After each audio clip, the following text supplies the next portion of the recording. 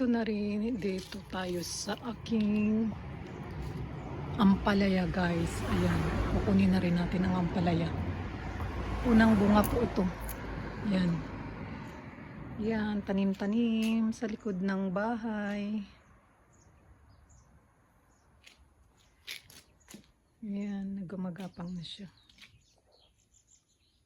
Dito lang po sa likod ng bahay yan. Ayan guys. Dito lang po yan sa aking little garden. Ayan guys, ang daming damo. Oh. Punta naman po tayo dito sa likod. Dito, ito po yung mga tatapasin ko. Ang dami. Oh. Ito po yung aming house. Ayan. Tapasin ko yan.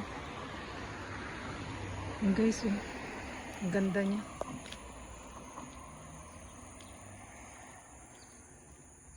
Magkatabi lang po yung ano namin, Juju Yakiniko house at saka house namin. Yan guys,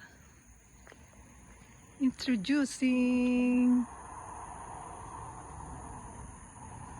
mga damo, mga ano ito eh, yung palayan na hindi nataniman. Dito lang po yan sa aming harap. Yan, ganda diba? Yan guys, dito ang aking work sa panggabi. Yan guys, ang dami ng bunga ng aking ano, kamatis. Oh, itasin na lang natin.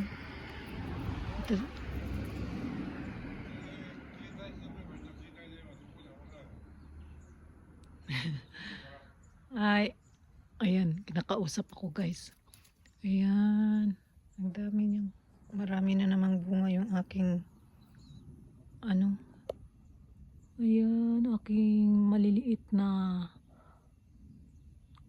tomato.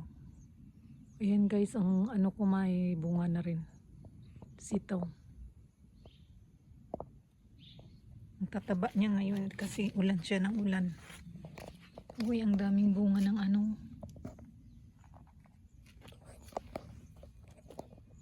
Tataba ng aking kangkong. Kasi ulan siya ng ulan. Kangkong sa paso guys. Malunggay ko ay matataba na guys. Ayan. 2 puno. May lemongrass din ako. Yung tataba nila guys. Oh. Ayan. Namumulaklak pa lang ang malalaking kamatis ko. Tataba niya. Yan yung pichay ko guys. Siya ay matataba na dahil ulan na siya ng ulan. Uy, ang daming bunga ng aking sisito na maliliit. Masarap ito dahil hindi ito maanghang. Ito ang nilalagay sa pinipray namin sa yakiniko. Ito guys, tanggalin na natin. Ayan ang aking sitaw. Ayan, mahaba na siya. Oh. Tanggalin na rin natin. Ayan guys. Oh. Ayan, tataba niya. Oh.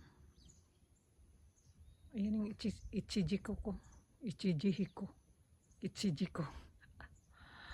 Ayan, marami na siyang bunga ang aking sitaw.